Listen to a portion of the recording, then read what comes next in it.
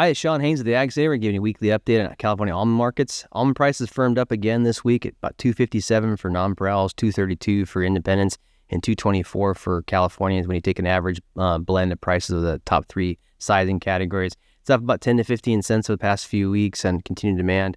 In-shells improved. That was kind of a lagger for quite a while, which is abnormal to see in-shell being less than kernels. But in-shells kind of picked back up in the 249 range for nonpareils and 232 for independents on average.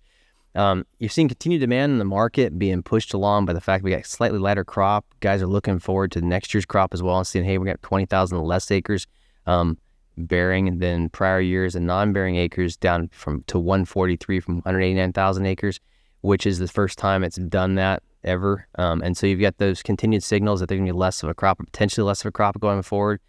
You also have this just-in-time inventory management by the buyers, where they really aren't holding inventory that they can kind of sell through while they're making pricing decisions, but they're going to buy. They're really buying as they need it in a lot of cases and don't have a lot of pipeline built up. And that's caused continued demand and continued buying patterns. They've got to constantly be in the market and buying, which is pushing that price up or at least keeping it higher. You may see a little bit of a slip off in price the next couple of weeks as seasonal buying trends slow down.